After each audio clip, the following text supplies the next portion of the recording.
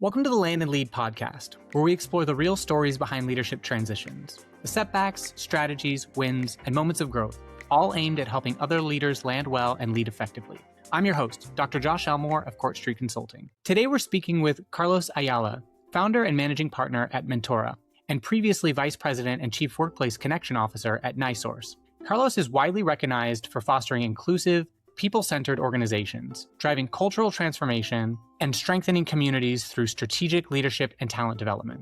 As the founder of Mentora, Carlos partners with organizations to empower their leaders to achieve sustainable growth by aligning strategy, culture, and people, driving meaningful transformation from the inside out. With more than 20 years of experience spanning HR, marketing, retail, and consumer management across domestic and international markets, Carlos has held leadership roles with several Fortune 500 companies, including NiSource, Honeywell, and Hallmark. His career has centered on creating and optimizing workplace, retailer, and marketing strategies to drive the bottom line.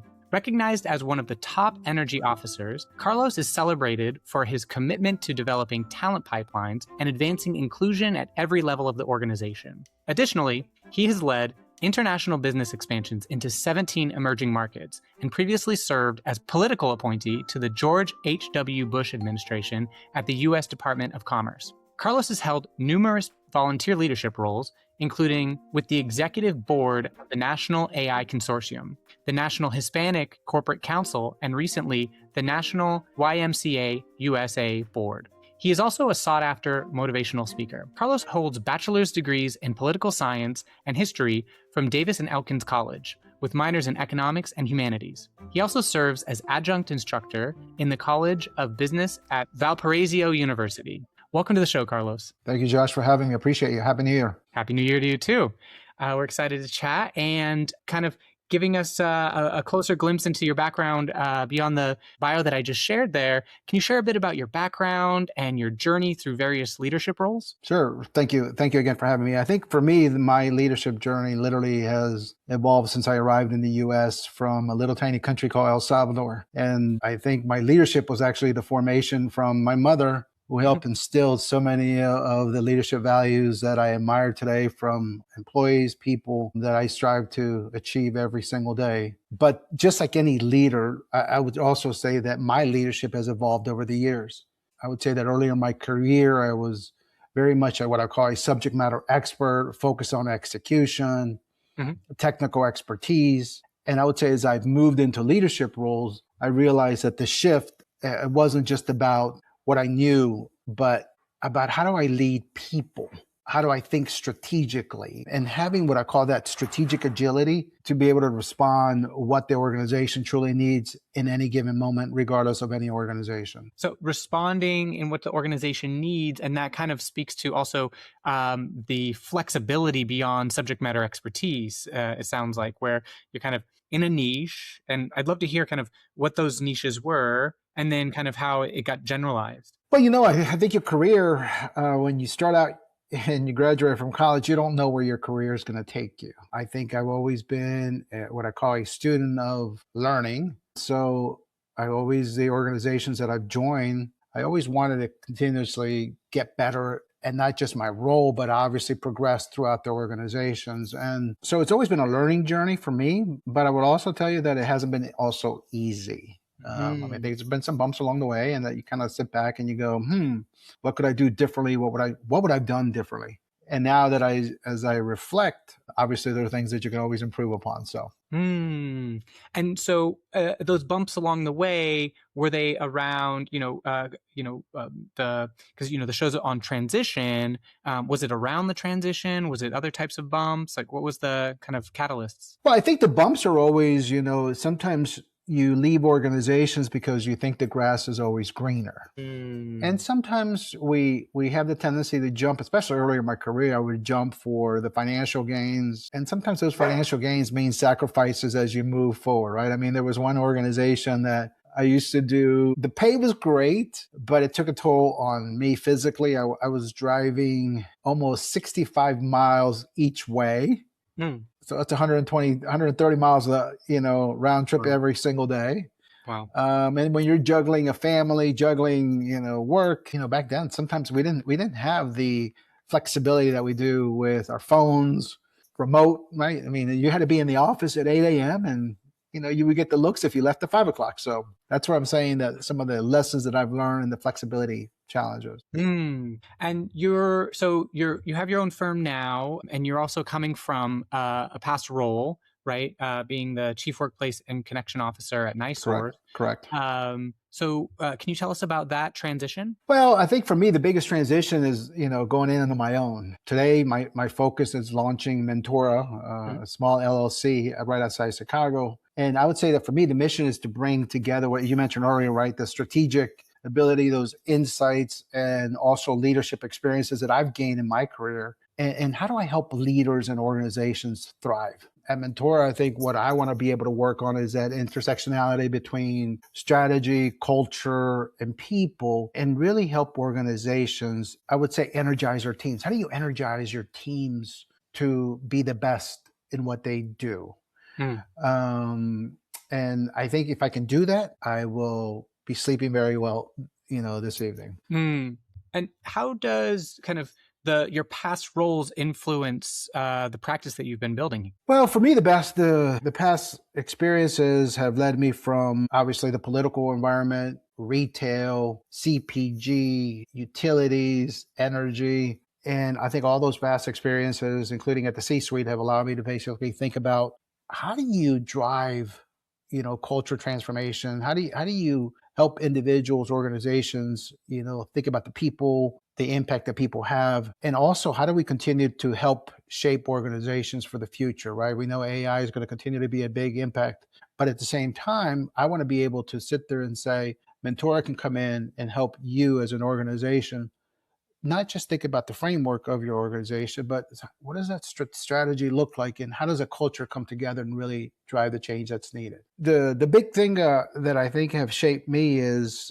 I would say, humility. The ability to get to know people, understand people, obviously understand what drives people in organizations, leadership, connectivity, all those things that really help thrive organizations. And so when I think about Mentora, I think about what would I do if I was to, now that I'm on the other end, what can I bring to an organization that is not just powerful, meaningful, but also, from a business impact? At the end of the day, it's all about the business, right? But I also want to be able to help organizations think, how do we create the best winning teams within your organization? And we know that in teams, you need a variety of individuals to be able to comprise of, functions, departments, to create that winning mindset at all times. And it doesn't matter what sport or function or organization, but you have to learn how to embrace people's differences and perspectives to be able to get everybody aligned and moving forward in the right direction. And so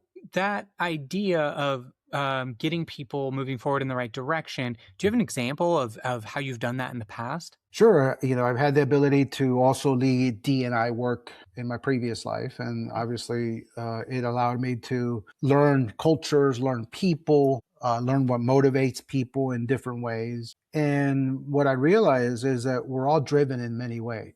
We're all driven in ways that it's not necessarily financial. It could also be cultural. It could also be the ability of our background and cultures also help us think about how we communicate, how we lead, and how do we serve people. And so I think that ability to understand people and align people to what is important, not just on your own personal beliefs, but on the core values of the organization, I think are critical. And so you say you've worked on DE&I work.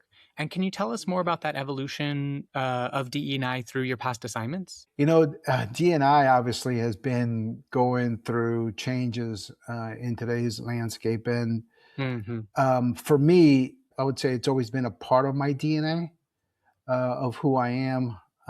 But for certainly, it certainly has had an impact in my career. I mean, the way I see people, the way I treat people, and most importantly, the way I embrace everyone, regardless of race, gender, or ethnicity. So I think it helped shape who I am as a leader, treat people with respect, treat people with kindness, and all those things that when I look back, still thinking about, if I can motivate you, if I can influence you, and if I can impact you, then I can certainly help think D&I a little bit differently.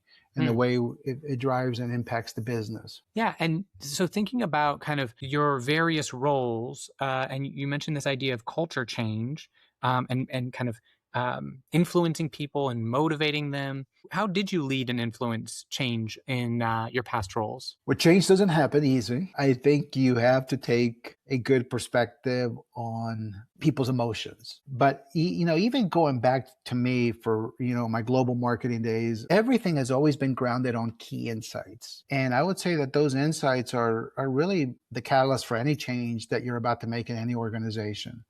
I always think about the people, but I always leverage key insights that help me make the best decisions moving forward. And I use I would say a combination of both emotions and data to make the right decisions. And because I think it's so important that if we take the human approach on anything that we do, we will ultimately make the best decisions and help shape those decisions more effectively and efficiently.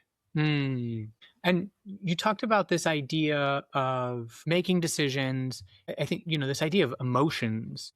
How have you seen emotions play out as it relates to kind of driving change in an organization? So emotions are interesting, right? And especially in today's landscape where media influences a lot of the things that we hear, see, do. And we have to be careful as leaders to understand our people and the emotions that they're bringing into the workplace, because those emotions are the ones that really help us understand what is really motivating individuals within their organizations to bring out the best foot forward. And if you're not in a mindset where your emotions are in a good place, believe it or not, it impacts the way you deal with people. It impacts the way you treat people. It impacts your performance. It impacts everything that you're thinking about on a daily basis on moving the needle forward to drive and impact the business. And I think that's where leaders have to be really careful to make sure that they get to understand their employees, understand what's going on. And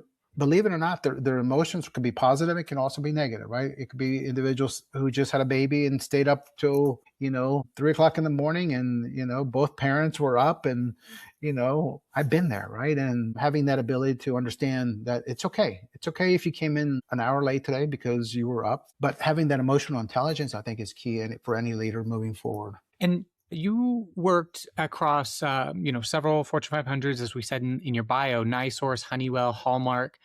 Can you tell us a little bit about those roles that you held and how you navigated transition when you came into those various roles? Sure. So, I've been blessed in many ways I've done marketing, transition into HR, transition to global, transition to D&I. And I think part of it, the reason why some of those transitions have been, I would say, easy, has been because of the ability to connect with people, the ability to get to know the organization, the direction of the organization, understand what the mission is. And I think I've done that effectively in many ways where I had the opportunity to say, what is the organization? If I'm doing a marketing role, right? What does this mean from a business impact? Obviously, it's all about driving revenue. And if you put your mindset in that landscape, you will ultimately succeed as a leader. When I transitioned into the HR roles, it was no longer about the financial impact on a daily basis.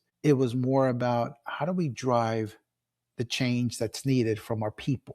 How do we bring the best in our people? How do we help leaders identify those leaders that are ready for those promotions? How do we identify those people that, are just maybe not the right fit for the organization? And so you start putting in that data human side. And I would say that those key roles and areas help me transition. But I would also tell you that earlier in my career, I think the politics have also helped in many ways. Because just like any organization, there are politics, right? There's politics of anything that you do, on why you do it and how you do it. And having that ability to be keen on assessing the political landscape, I think, is also key for any individual moving forward. And right. So you mentioned this idea of moving between units of areas, right? Marketing, HR. How was that transition, right? You mentioned this idea of thinking about, the business impact on the marketing side to moving into HR, where you're thinking about the people side, right? Internal focus. How did you make that mindset shift, priority shift, and integrating into kind of an entirely different culture of way of where source of motivation and seeking to get things done, what the end goal actually looks like? I think for me, probably because I've led the businesses, I think it became very easy to transition into that role, into Mm. roles of HR. When I was at a previous organization, when you're running 17 countries around the globe, it's really about the people. You can have an amazing strategy, but the execution was always key. So as I thought about people and the impact that they help in driving business and driving change within organizations, the transition was actually easy because I started thinking about the people first. I started thinking about the execution and the way things needed to get done. But that, I think, also led to a different leadership style that I think allowed me to think differently, right? On the way it wasn't just the data that was making my decisions, but it was also the humanistic side of leading people and transitioning and helping leaders, identifying those leaders across the world that basically would help us drive the change. Mm. And that is so important in any organization. So I'm hearing that people management practices span, right? Because we know that once you get to that leadership level, the manager level, the work changes from the content of the work to Right. the management of people and kind of helping them along. And so if that spans across these various domains, how would you say people management is different across these these different areas that you've been in? People management is different because now you're dealing with cultural norms, and cultural norms are sometimes can be misconstrued, can be misinterpreted. The idea is if you get to know your people, you get to know what makes them thrive, what brings up the energy in them. I think for me it was in a way so rewarding just to be able to learn the culture piece more, learn about in general like people, families, what motivates them. And one of the countries that I was managing at the time was also El Salvador. Mm. And I thought, being of El Salvadorian descent, I knew everything about the culture. And I will tell you that I learned more each time I kept going into the country, where it gave me a different perspective on why probably I even act the way I do at times.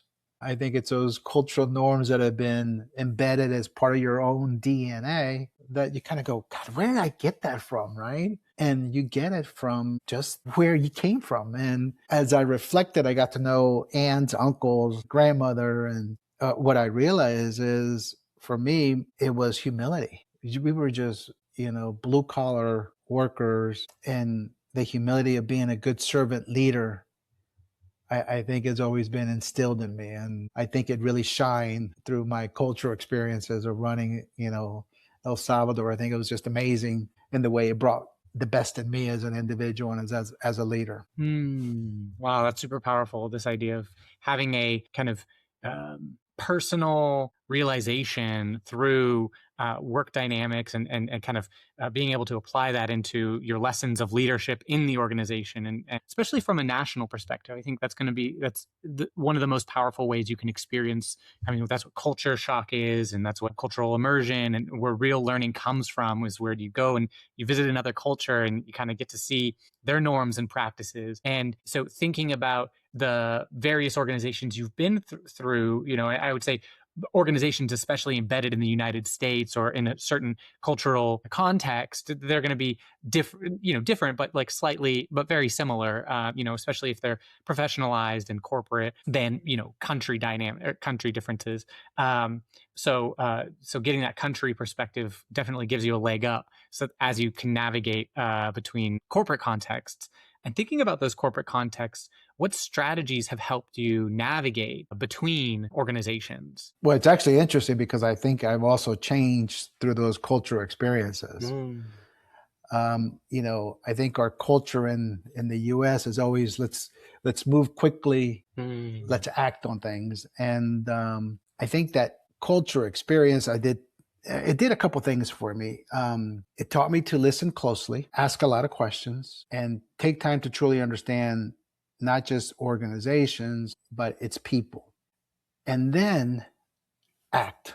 So that observe, listen, act, and ask mindset has really been critical for me, because I would say that you can't lead effectively if you don't understand what's worked, what has to change, and what your people need to do differently as well, and what makes them be successful to be able to make the impact. So that's kind of where this culture and strategy come together, where it's that ability. And I used to be a leader. I will tell you that, this is the way we're doing it, and let's move forward, right? And sometimes I think, when I reflect, I should have used my own model of observe, listen, ask, and act more. And I think we probably would have had more cohesive teams to be able to drive the change that was needed. So I would tell you, I've been applying that philosophy and mindset for the last probably 10 years. And I think it's made me a better individual, a better leader, and the ability to also connect people within organizations, which I think is key. That's a really powerful reflection, this idea of recognizing kind of the value proposition of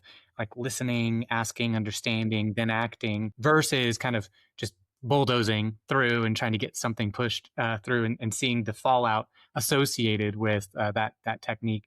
In your kind of leadership experiences and the kind of navigating between these cultural contexts of organizations, what are some wins and setbacks as it relates to those transitions? So I would say, just like any leader, I've had my share of wins and setbacks, right? I mean, the biggest lessons I've taken from both my journey has been what I call the power of influence. If you start thinking about leadership at its core, it's really about how do you motivate people and how do you inspire people. And in many ways, I would say that, I used earlier the analogy of teams, right?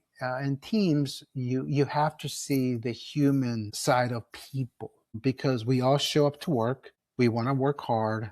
We want to do our best. But if a good leader isn't motivating you and saying it's okay to fail, you're never going to get better. And so I've taken the approach in my leadership that, it's okay to fail. It's okay to make mistakes. Obviously, as long as they're not, critical, but you can make mistakes every day. I mean, we all make them, right? But as a leader, I have to create this whole psychological safety mindset that don't just come to me when it's the good wins, also come to me when we have the failure. And believe it or not, Josh, I've actually used that approach with my kids as well. And that approach has always been, I love you more when you do good, right? But I want you to also keep in mind that I love you more and more when you also mess up. And so it's also about motivating your kids, and right, and in many ways. And I need to bring out the best of my kids to be able to make the right decisions. Mm-hmm. And don't get me wrong, I've made some bad ones. And if you use the analogy of employees, we got to get the best of them as well. Mm-hmm. And as long as they understand what the core values are of the organization, then hopefully I can help them with a mindset of doing what's right at all times, but also having that psychological safety mindset that it's okay if you fail. Mm-hmm. Yeah, that's a powerful lesson for folks. And also, how do you illustrate that for people? Like, how do you give them evidence that it's okay to share those things? Right? How do you build the psychological safety? Well, as a leader, first of all, you have to stand up and say, I just made that mistake. Right? So people have to see you authentic. People have to see you as genuinely, look, I make mistakes every day. And, I always debrief, as I've led teams, I always debrief especially after board meetings, because I think it's so important to debrief and give them the perspectives that, board meetings are tough, but they don't always go as you plan. Mm-hmm. And so providing that leadership that, I could have done a better job here. I didn't do a good job here, and the outcome probably went the wrong direction. I also think helps shape individuals to say, wow, he really assessed himself, but it's always with the spirit and mindset. I want to keep getting better at what I do. And that's my mindset. That is my true mindset of, you got to get better at what you do every single day. And that learning mindset, I think, is critical in as a leader, right? You have to challenge yourself to be a better leader every single day. It's not like, okay, I made it to the top as a C-suite, and I'm done. Believe it or not, actually, that's where you got to start challenging yourself even more. It's how do I fine tune my leadership skills and constantly be evolving them to be able to be a better leader each day? Because people expect the best from you that when you make it to the top. Yeah. And it sounds like role modeling is a key technique. And I completely agree. If people see that it's okay to be that self-reflective person and to stand up and show where mistakes were made, and the reflective attempt at self-improvement, kind of all of these different pieces that illustrate a growth mindset. That's certainly a way that you can get an organization around. If you're thinking about emotions, right? You're talking about emotions earlier. There's probably nothing more powerful than the negative emotions that come with fear that you messed up, or fear that you might lose your job, or kind of the consequences. And so if you can show people that maybe lower the temperature around people's experience of just being human and acknowledging that, I can hear how your people first approach comes through. Super powerful. I appreciate it. And thinking about, as we kind of wrap up here, what advice would you share with other leaders currently entering a new high stakes role? I would say that if you can apply my observe, listen, ask, and act, and philosophy, I think any leader that steps into the new role, take a moment to get to know your people, and don't just start making the decisions because you've done it this way at a different organization, or it's worked, or the benchmarks are there. I think get to know what, start peeling the onion on the organization and say, what really, how does this really work? And you'd be surprised when the best thinking will come forward, but most importantly, where people kind of go like, you know what, I'm going to show him that this, if we were to do it this way, he or she can basically make the best decision because I've seen it work and I've seen it where it's failed. But if you don't take time to get to know the people that are on your team, I think you can't lead. And so leaders have to take time to know their people, but, apply that. I tell you, I think it's been so powerful for me in my own ways, because there are times that, individuals have walked into my office and I just wanted to quickly make I know what the decision is, but I also have put myself back in, 15, 20 years ago. What was it like when I was walking into that leader's office and I was quickly dismissed on my ideas or perspectives, right? It didn't motivate me. It just actually meant okay, fine, we'll do whatever, he or she wants. And I think if you can create a message of we factor, the we factor, I think any organization, any leader will be able to succeed as they move forward. And that's we factor instead of a me factor, it sounds like. That's correct. That's correct. Very good. Very good. And so before we kind of finish up the conversation, is there anything you'd like to share about Mentora and what it is y'all do?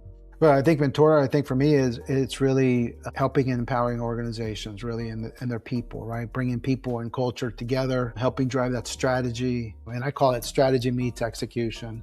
And if I can do that to any organization or individuals that are looking for creating that bridge connector within, I think that's the purpose of Mentora. I'm not your big firm, but I am what I call the human side of an organization that is ready to support and go beyond the scope of the work, but go in and really start peeling the onion on what really motivates people to bring their best foot forward as they move forward within their companies or organizations. Very good. Very good.